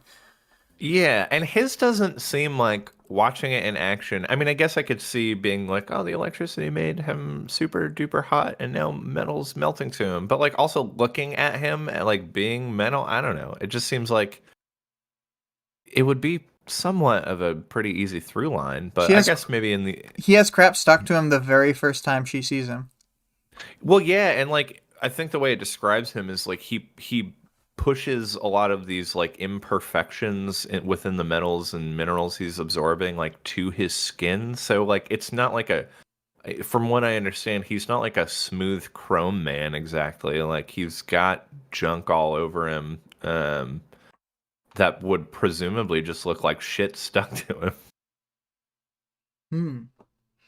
right? Um, Well, So Vale says Tattletale and Taylor are both amazing at persevering through pain. And by the way, I feel it fascinating that I think of Lisa as Tattletale 100% of the time, but I think of Skitter as Taylor. Yeah, there's agreed. different Yeah. characters. Like I joke in this, I say Missy a lot, but I think of Vista as Vista. So Mm, mm. yeah, And Greg, once again, she's distracted by how hot he gets. as I mean, always. as always, she's always simping for somebody. Yeah. Um. So for arc stuff, we'll just talk a little bit about these in the arc. They're the middle two chapters of Taylor's main chapters. This Mm, arc has, a structure of like six Taylor chapters and then two different interludes, which are both after the six Taylor chapters. So it's mm. kind of like This is this also is chronological. yeah, this is the two it's kind of like a three chapter fight, basically, and this is the Yep. first two chapters leading up to a big climax. Um, Yeah. I guess six also has a little bit of fight, but it's like the same way that two also has a little bit of fight. It's It's like, more like fizzling out or lighter confrontation. yeah, yeah, yeah. And so, yeah, I think this is a pretty neat fight. I had previously had a lower opinion of it when I just read through it, and I had been talking to David while we were preparing about how I had similar feelings between this and Arc 4. And I realized while we were talking about it that what made me feel that way was that it's kind of just so action focused that there's a little less like breathing room, there's a little less understanding from the audience of what the general plan is. Because, like, an Mm, example of the good not knowing the plan is like the bank robbery. But in, right. but then in somehow in 4 and 10 it was more distracting to me, like not really, because in the bank robbery I got their goal, get the money and like leave, but in this Yeah. like I didn't really know what they were like even doing or why they were doing this until like after it was all over. So I think it was a Yeah, little the distracting on the first read. I could definitely see that. And like, yeah, because kind of you think about this as like this is a lot of risk for something that seems to be a little bit more nebulous in terms of their goals. I mean, you gather that Tattletale, it's a info gathering or resource gathering kind of mission, but it seems initially it felt like a really fucking bonkers time It to just be seemed like like, a dumb plan, like get yourself caught and stuff, and well, yeah, so you kind of and have to to give like it some benefit of the doubt. and to bring Shadow Stalker specifically, like I get that it gives them extra firepower and adds confusion and sort of some additional layers into the whole heist, but it's also like so risk heavy for them. And it's so much, Um, it's like we discussed last week, it's such a turn for like them doing stuff that's much more like normal, like I would say Normal crime. morally bad.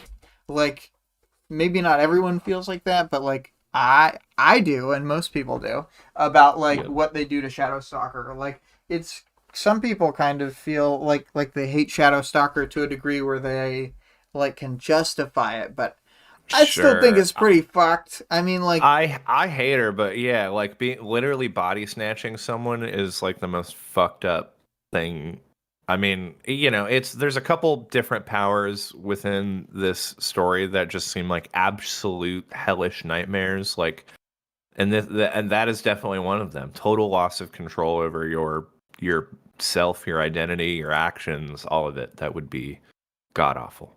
Yeah, and it's like more invasive than him just controlling her around, as we'll see a little later. But it's like the he will body control someone who is like, to me, morally worse, and I don't really like, somehow it is past the line, like it's past some horizon, event horizon of morality or something, where like when he does it to this sort of like very bad villain later, then I Mm. kind of am like, yeah, that's just what happens.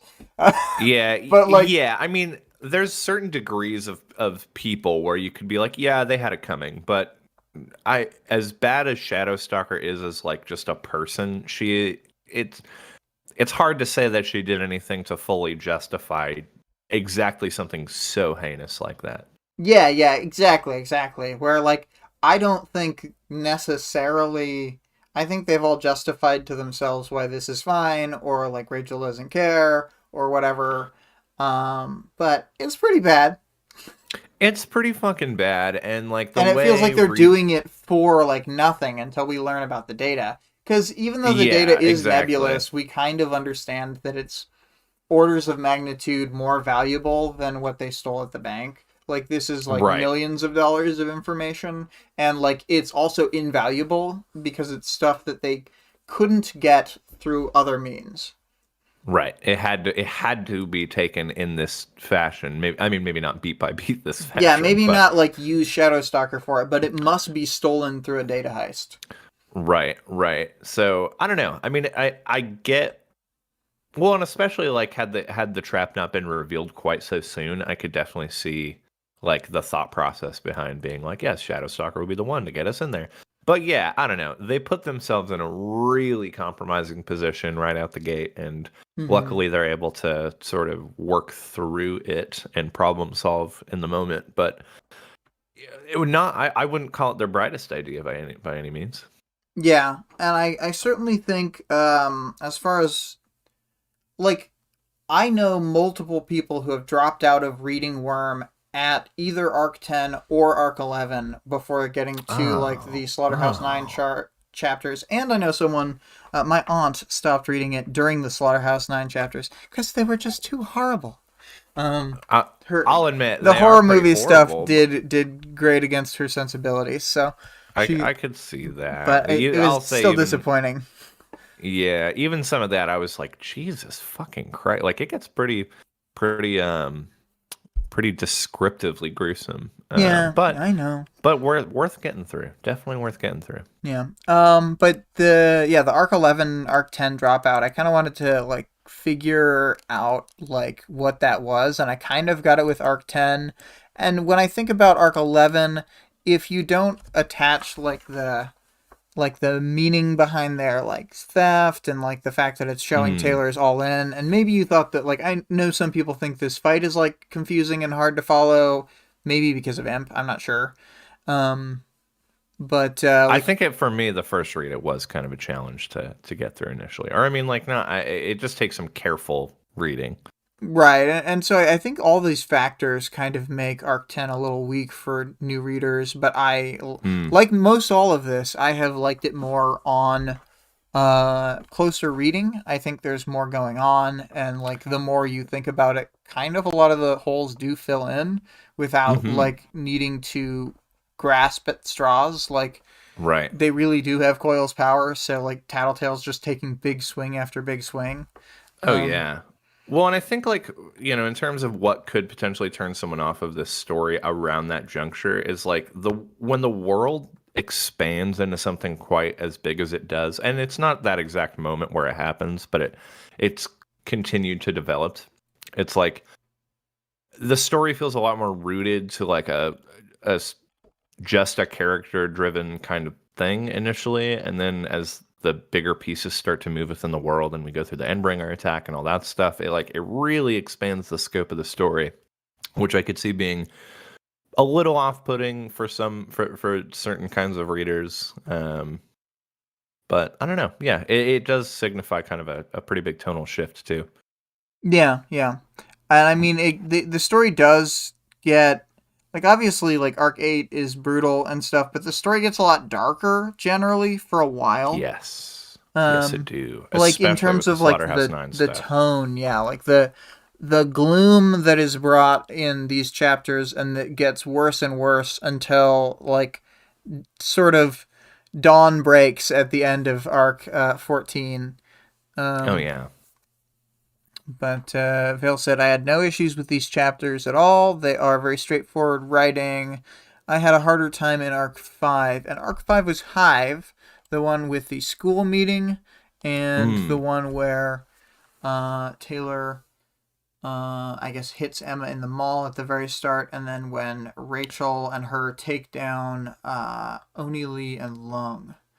And there is a Yeah, lot I going on, and she does have that like exactly. hidden maneuver in that to defeat Lung, and that was maybe a little clunky. So I could see why that would be confusing because she takes out Lung like very suddenly when she defeats him with Neuter's power, and I think overall Yeah. it's cool, but like, um, it is maybe not the best. Yeah, agreed, agreed. But good to hear that you are finding these chapters quite digestible. Which, yeah, like I don't know. I think my initial read of this was what, William, like 7, 8 years ago or something like that. What? So, or when did you first tell me about it? I didn't even read it that long ago. I Oh well, read then it I'm just bad 6 at years time. ago. Okay, then mine would have been like 5 years ago. Okay. Um, Because I uh, think you started reading it while, like, the second winter, on your while, second read or something like that. well, it was I think Ward was already started, so I think it was in like Hmm. 2018. Yeah, I think you're right. I think you're right. But point being, on my first read of it, like I think I was kind of just in my own zone, like plowing through it and not taking time to like analyze what was going on exactly. So on this read, I'm finding like all the pieces are kind of falling into place a lot better.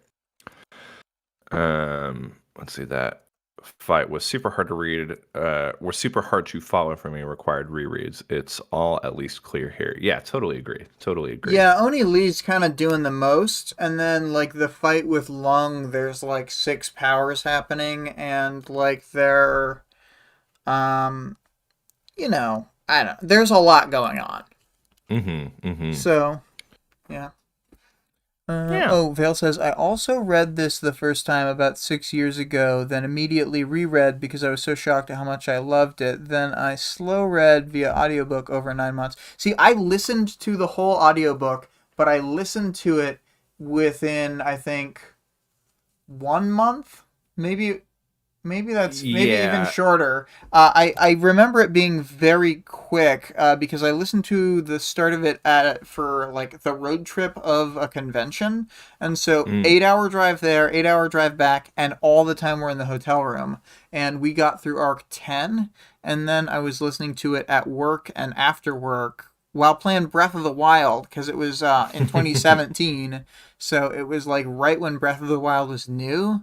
Very good time to be alive. Oh yeah. I listened to the bulk of it when I lived in LA and I was having to drive for fucking ever every day. So it actually worked out very nicely. But my whole first read was exclusively audiobook. I didn't even look at the text and now this Same. time going through um I'm reading all the I'm chapters with my I'm eyeballs. not I'm not doing that. I'm still audiobooking for the most part, but I will kind of reread portions within the text or like if something kind of passes by me and I didn't quite pick it up, I'll reread. Well, the main Um, thing is I've never read most of the chapters like visually, and so yeah. like there are changes that happen. Like I hadn't read the chapter where like the browbeat deceased chapter when I was talking to Vic about it, and then she was like, no, they literally, it is changed in the text, and I was like, I'm so dumb. I thought that it wasn't because Hmm. in the audiobook he's just down, but Oh. yeah, then it got like comprehensively changed over the various Yeah. chapters to include him and say like an explanation for why he didn't have a portrait because they didn't even have a picture on file of him yet. Oh, okay. See, so those are the kinds of things I should go back to actually read the text on. Mm-hmm, mm-hmm. Also, Vale, I gotta respect the commitment there. I took 2 days off work my first read because I was so engrossed. I was just reading like 15 plus hours a day till I finished. Holy shit, impressive. Yeah, yeah. Love, love the commitment. Mm-hmm. Um, Um, do we want to dip into character talk? yes. All right, I'll let you kick it off. So for characters, you had written here, Gru's darkness is totally dependent on him. When he gets frozen in time, all his darkness dissipates almost immediately, instead of lingering. And That yeah. was actually Vic for the record. Oh, That that was was Vic. Vic. Oh my Yep, I haven't god, touched stolen anything here. content. This Oh, is this all was all Vic. Vic. Okay, I thought Mm-hmm. that she would have written it in green. So fair enough. Whoa, says Vic. Whoa.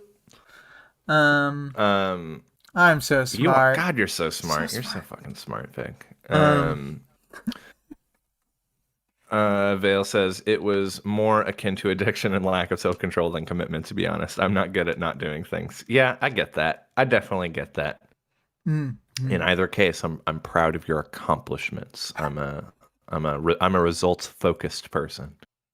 It's like when I watched 10 Um, seasons of Pokemon. It wasn't good or smart. I just did it. exactly that. Regarding Gru's darkness, I kind of like that moment because it really kind of takes the wind out of Gru's sails. I mean, beyond him literally being frozen in time and looking like a doofus that way, but like kind of his whole thing with the hero, all the people he's opposing, it's like he wants to seem like this and this larger than life intimidating figure. But when you kind of just throw all the darkness away, He's he's kind of just just like a a guy in a guy. leather jacket and a mask. Yeah, like it's kind of just a guy, and It's a good I thing don't he know, doesn't rely on his darkness to hide his face. like yeah, like his Because if otherwise he he'd were just be relying on face it. exposed. He's smarter than that though. Well, thank heck for that. Plus, yeah, I'd be curious to see an art of that. I think there's like wind attacks that have blown like his darkness The away darkness before. away. So like that makes sense why he wouldn't want an exposed face because I think that kind of thing can come up kind of often because they're like riding on the dogs, so Yeah. there's Yep. constantly like wind in that case and yeah. Yeah, like even just like in the stuff like leaping from building to building, I feel like it'd be really easy to get an idea of his, even beyond just his face, like more of his figure and his body. Like the darkness does a lot to protect him from projectiles and stuff like Yeah. that too. And he usually doesn't look like just a doof standing there. Right. Except until today, Yeah. he is definitely a doof. Um, I don't know. Obviously, not a lot to talk about regarding Gru because he was frozen in time this whole time. Mm-hmm. Um, we got some notes on Taylor here, also from Vic. Well, A couple actually, you quotes know what? from. Just one more note. I think like Sure. his darkness, as a metaphor for his like changing the mood of a room, like him being Hmm. stopped by Clock Blocker's tag is like stopped his like kind of altering effect on the environment because he's like very much a shaker, Right. like a classic. The only thing more classic as a shaker is someone who sets up a bunch of force fields. Yeah. Yeah. Well, yeah, and I mean, I guess that's a great point too, because like even the auditory effects and stuff like that would then be gone. Like it alters the sound, the smell, the appearance. It Um, dampens everything about the fight, about a conversation, like hmm But Yeah, yeah. but And then suddenly, like that whole all that's gone just the instantly veil is lifted. with Clock Blocker's blockage. Hmm Um, Um. I think Anyway, yeah, Taylor. some Taylor stuff here, some quotes. This is a good one. At least the girl wouldn't be in further pain from what my bugs had done. I can inflict pain if it meant getting a job done properly. That didn't mean I liked doing it. Uh, so, so Taylor being a little bit of a sociopath. I mean, I guess not too much of a sociopath, but I think she's just sort she's of like she's able to justify her actions regardless. But they're like, I could yeah. inflict pain if it meant getting the job done. And it's like saying that about Vista, who's like this little girl. I mean, maybe she's talking about Flechette in that quote. I can't quite remember, but it's It just like, it kind of sounds like the thing Shadow Stalker would say, but she'd be straight up lying in the terms of not liking it. I think Taylor's just sort of just sort of not thinking too hard about it Yeah, on yeah. purpose. Which for self-preservation, for the sake of the job, I get it. It's not. Yeah. I mean, I don't agree with it, but I get it. Um, let's see. Look, I'm More not going to Taylor quote. pretend like I'm above Taylor. If I were in her position, I'd be doing all the bad things just like she does. Yeah, kind of that. A bit of an interaction here. Shadowstalker is conscious in there, and Regent replies, "Since a little while ago." That was disturbing. I didn't have a better way of putting it. I'd almost been paralyzed by Leviathan in the Endbringer attack, but even before that, the idea of being left conscious but unable to move of my own volition had always spooked me. It was one of the first places my mind went when I thought about worst case scenarios and horrific fates. It had been in my thoughts more over the past 2 or 3 years, and the idea had been showcased in more than one nightmare over the past 2 weeks. Maybe it was more general than that. Not a fear of paralysis specifically, but of helplessness.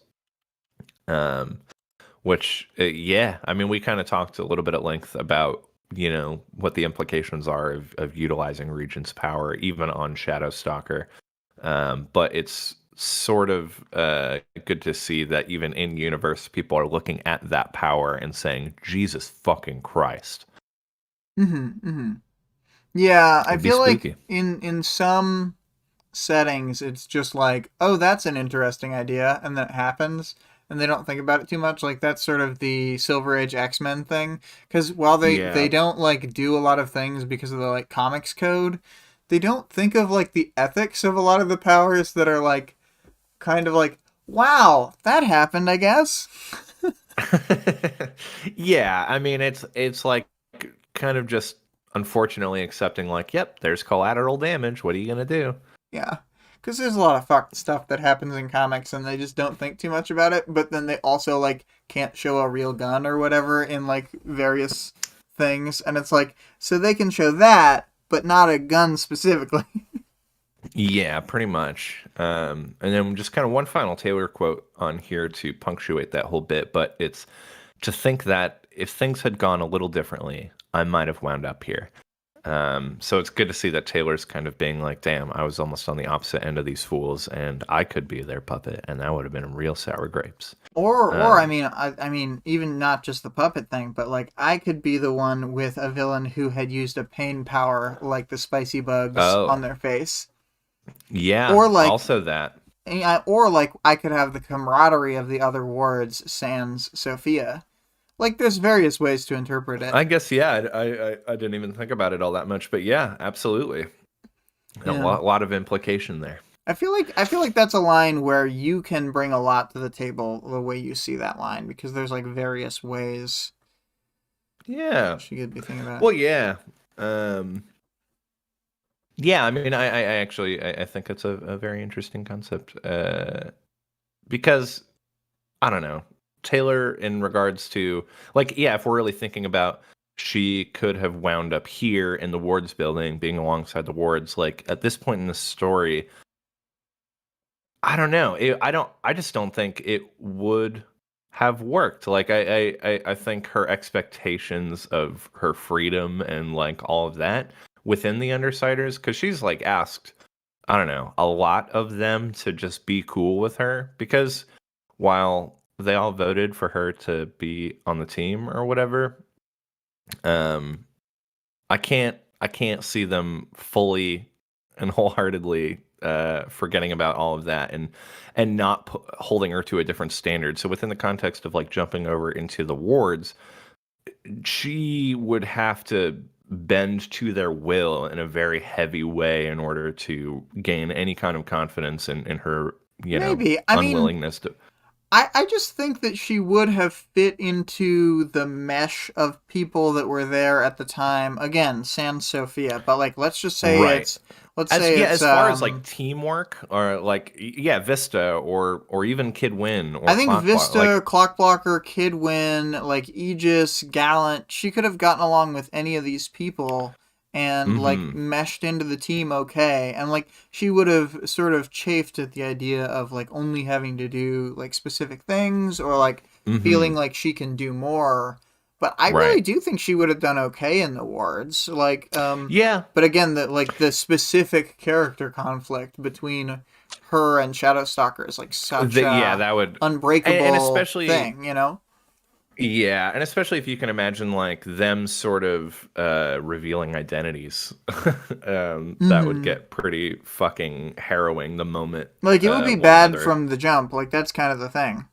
Yeah, yeah. But I mean, I think, and I guess more what I was getting at is I think like the internal conflicts of Taylor being within the wards would be the downfall of a situation like that, as opposed to her ability, exactly as you said, to work alongside those folks and mesh her powers well into a team dynamic. Like I think she could do all of that. Yeah, I think having less authority over her and like the fact that she sort of becomes the authority as time goes by, like that is better from like an effectiveness standpoint. I just think that Hmm. like she wouldn't have necessarily had that as much social trouble as people would think. Part of the problem of why she couldn't like mesh with society is she just kept having these bad experiences, but like Right. if she had come to it like becoming a ward or whatever, and then she had been like eased into the pond and like had a better view of the Yeah. heroes and And it like would have put a structure around her experience a lot more so than sort of the just the chaos that it all bled into. and the same way that she builds these bonds with the Undersiders and is able to justify a lot of the behavior or actions, I think she would have built a bond with the various like Protectorate and Wards members and be able to Yeah. justify their actions in a very similar way. Now, with all of that in mind, as Taylor's saying that line, like, what do you think her thought is? Like, do you think when she's saying, I might have wound up here as a negative or a positive? Um, I think saying it as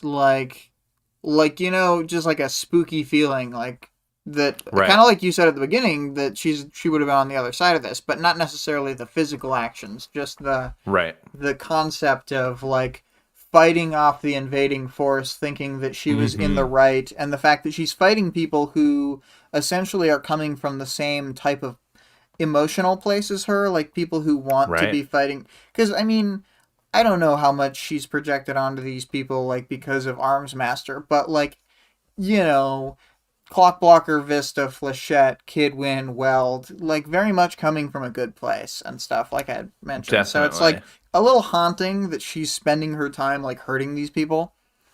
Right. Yeah, I guess with the flip of a coin, she could have definitely been fighting alongside them, or at least in a similar position.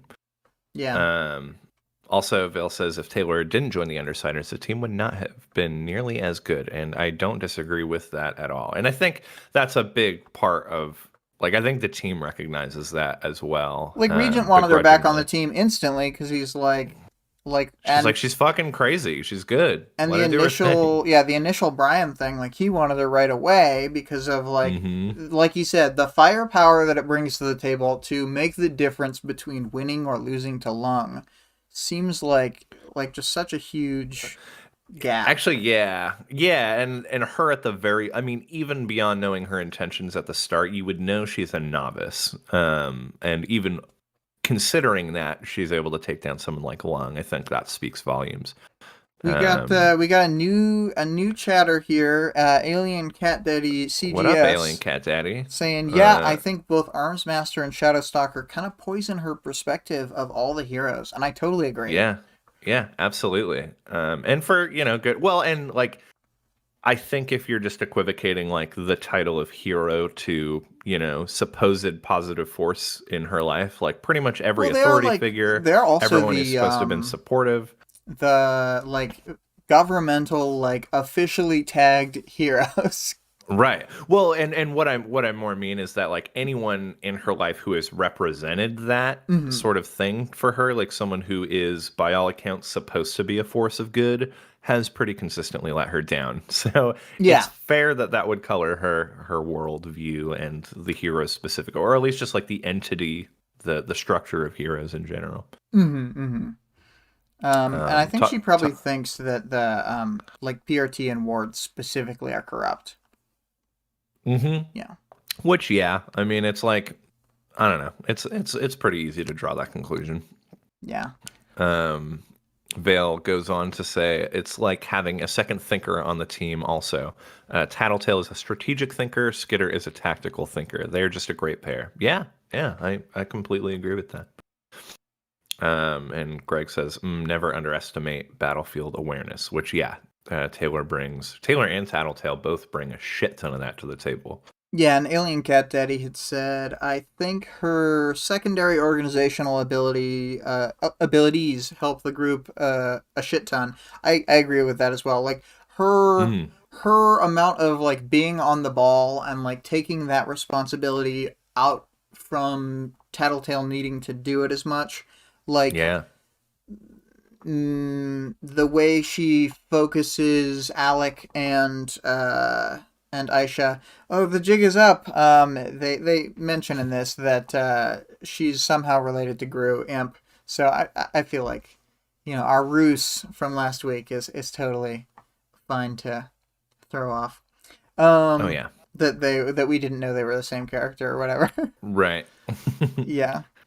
Um, and then it says here.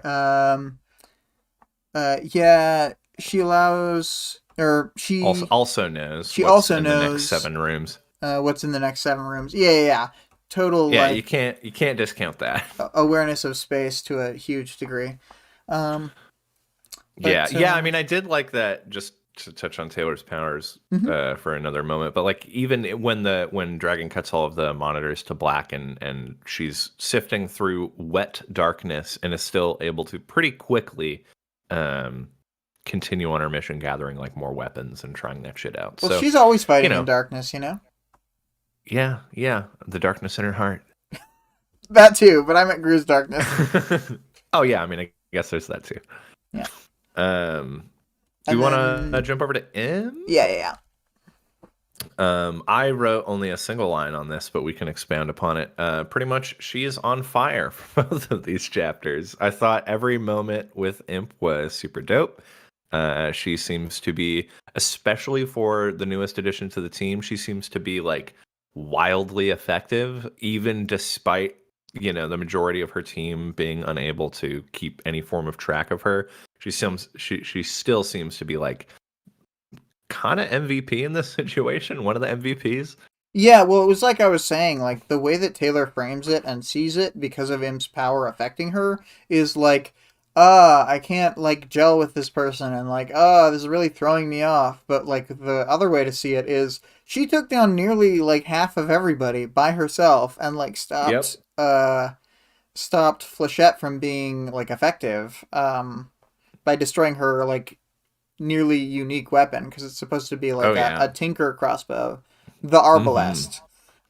Well, it's really good adding a character like this into that dynamic because like Taylor is the closest one to having the ability for like subterfuge and stuff. Or I mean, I guess Regent. Never mind. That's silly. But the large bulk of their firepower comes from like heavy hitters like Bitch and Gru in terms of like their impact is going to be a lot more direct.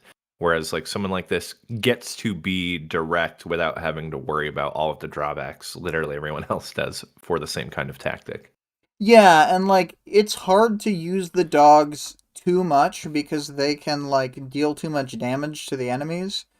And Greg says their impact. Yeah. Very good. Very good, Greg. Um yeah, it really is pretty incredible. And like, I don't know, I could imagine that Imp is being a lot less careful, probably just due to how she's able to maneuver about. But it's pretty well earned. Like she's able to be sort of reckless and dangerous and just do whatever because her power lends to it very well. Yeah, I was Um, reading Vale's little thing here. Yeah, yeah, Imp feel is free. like a team carry, but where the team doesn't know she's there. I wonder, and I haven't looked, if there are any specific example where characters just disappear, and it's actually Imp, and you have to research to find out, or to find it happened. Yeah. um, Alien Cat Daddy goes on, while you're right, Imp totally counters her perception abilities, which is probably what's rubbing her the wrong way. She loses control. Yeah, yeah, that's a good Yeah, point. yeah. Very good point. Um, Uh, and then I think I want to move down here to powers, knowledge, and world building. We already went over the clock blocker thing, but I did also pull this quote because I thought it was important to like the way parahumans operate, both the story and the people. Um, mm-hmm. but the end result was that I'd stumbled onto a weapon while trying to experiment with defenses. I had figured out how to use my bugs as a delivery mechanism, smearing pepper spray onto fresh bee stings and bites.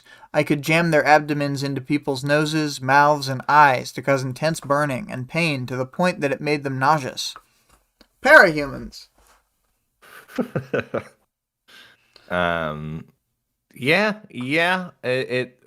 You know, Taylor's a creepy bug. She's a very methodical creepy bug. In fact, on the a more civilized age bug insect scale, she's closer to an insect than a bug. Yeah, yeah. A real insect. Um, a real insect about it. Gosh. Um, yeah, I mean it's cool because it gives us a moment into seeing like what Taylor's doing in her downtime, especially like how she's experimenting and testing the limits of her power and what different uses it could have. I think if her power was put in the hands of someone a lot less analytical, it would be so much less effective. Yeah. Part of the thing though, it's always hard because like you can like think how would this work if it had been like a power from a vial where it's giving the power to someone who wasn't like matched with the power essentially. But for anyone Yeah. who's a natural parahuman from a trigger event, it's like almost that it can't go to someone who doesn't have that kind of mindset. Right, right. Yeah, or I mean, you know, on the other side, the power would slowly mold the person's mindset to work alongside it, I would That imagine. happens a lot, I think, with the vial capes, because when you see like I kind of think it happens with the way that Coil thinks of the world. We'll see later. He does Hmm. like things where he tries to have body doubles all the time. It's like he's trying to find physical, non-powered ways to mimic his power. Um, Yeah. Hmm. and I didn't like really think that much about it. the trigger event itself can even make the vial powers like match to a certain degree to the person. Like we will see um a character who like thinks of like tension and release as they're like going through the trigger event to like try and calm Hmm. themselves down, and we can see once we like realize like their power perfectly matches the tension and release thing. Like Right. we see it, they just like do that as their main strategy. So um Pretty dope. Pretty dope. yeah. Vale says Taylor finding things to add to bugs. Paint? I could block cameras. Interesting. Two, intense debilitating pain. Now this looks useful. Um, Classic Taylor. Uh, Alien Cat Daddy Alien Cat says, Daddy. would they also get her secondary abilities? I think they would get her like multitasking skill, like the ability to offload stuff the way she does, where she has to focus on it a Mm-hmm. couple times, then she can start to offload it if she does it enough. Like Yeah. almost muscle memory Mega training her power. compartmentalization. Mm-hmm. And like different points, like, you know, Rachel's mindset is changed by her trauma to the point where, like, within the story, her, you know, mind is partially overwritten by the power. And I mean, that's obviously just like Yeah. a metaphor. In the story, it's real, but it's clearly mimicking similar things in real life. Um, Right.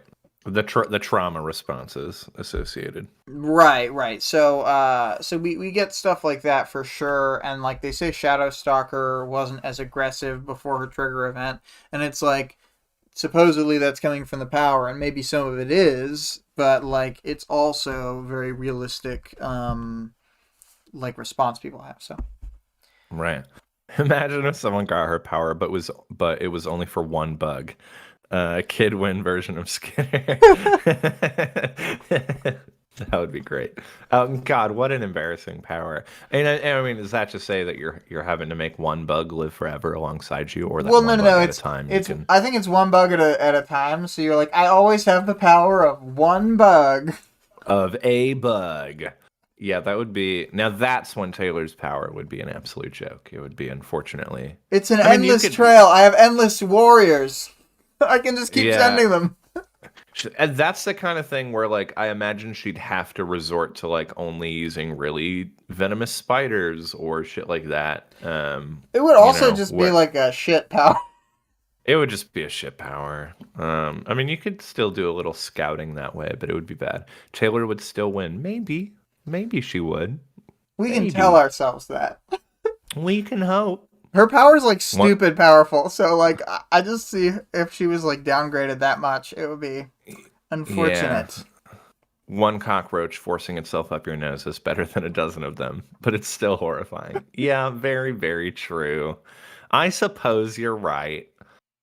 But each time you kill a bug, you earn yourself a reprieve. Whereas like killing a single bug or even a lot of bugs in the swarm is like nearly pointless. Oh yeah, yeah. Like you got to be able to ditch all of them or most of them for it to mean much of anything. Yeah, if you can kill like half of her bugs, she still has half of a swarm on you. Yeah. Which anything even like 1% of a swarm is a bad time. Yeah. She would lay eggs in everyone, everyone one person at a time while they sleep because it has to be done. Oh my Well, god. oh yikes. Big yikes on that There too. are some weird like things in this book, like when they talk later how perhaps like a when Taylor is imagining a terrible thing happening, she's like, this person would come up to me and tell me they had powers and that they ate my hair and were pregnant with my baby. Oh my And it's god. like, but that would be a power in this. It super would. Big gross. Big gross. Yeah. Oh my gosh. Any other powers or anything we want to talk about? No, I think we talked a whole bunch about the powers. Mm-hmm. Pretty good little fight here. Yeah. And then audience participation. So the question for this week had been for 10.4 to make up a stupid thing for a kid wind gun to have done in this chapter. And I'm going to go first to the audience participation thing in the Discord, and then we'll read any in the chat, and then we'll talk about if we have any answers. I couldn't think of any. I know that's a weak answer, but this is why it's the audience participation and not the me participation. So first, Greg. Oh yeah, Vale helpfully put the question in the thing because I forgot to, as always. Greg had said, "Allow me to introduce the snack shooter. Fighting supervillains is hungry work, and nothing restores your energy faster than a little snack." Using flechette-inspired aiming technology, the Tinker Tech Railgun allows you to unerringly fire tasty nibbles directly into your teammates' open mouths. Simply load up the provided serving tray with your favorite hors d'oeuvres and hold down the trigger to deploy refreshments. Full auto! Also available, the Super Snacker, which leverages the same technology to support your team with a delightful blast of applesauce, warm chicken soup, or tangy yogurt. Oh, that's brilliant. Yeah, I would buy 100%. it reminds me of the thing from It's Always Sunny where it's like, it's a shotgun, but it puts shots of alcohol in your mouth. Oh, too good, too good. And then 2 plus 4 times 5 had written a gun that slightly hinders the target's movements for a couple seconds by laminating them in a thin layer of plastic coating. It's sort of like containment foam, except significantly less effective. And you know, Hot damn. the thing about that is that plus clock blocker freezing that crap would actually be a really good little Ah. team up. Um, Kidwin modified his flamethrower to spray solid, jarring waves of directed sound. It was very effective, but after showing it to Dennis, he was convinced to mold the sound into insults. The PRT was not amused and made him destroy it. Not the sort of image they want to convey. Um, and then So, Vale had said in spoiler tag, "This is a terrible pun. Flamethrower." Yeah. um, I'll tell you what I had started conceptualizing because it Oh seems my like the god. dumb kind of shit Kidwin might do. Mm-hmm. But obviously, you know, I think we're not really covering all of our senses here because obviously Kidwin's got a smell gun.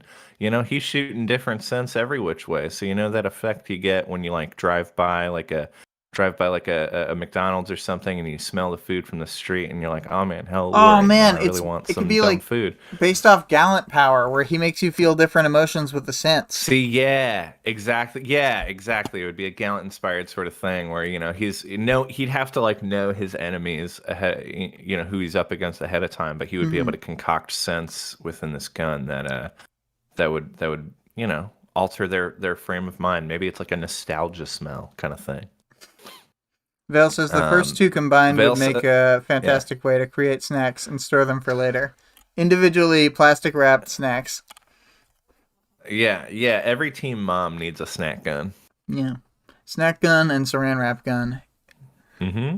And then Sorry, my smell gun isn't useful to you, Vale. you never appreciate David's ideas and smell guns. It was God. the best idea, and everyone loves smells. No one hates smells. No one. No one hates them. Appreciate my art.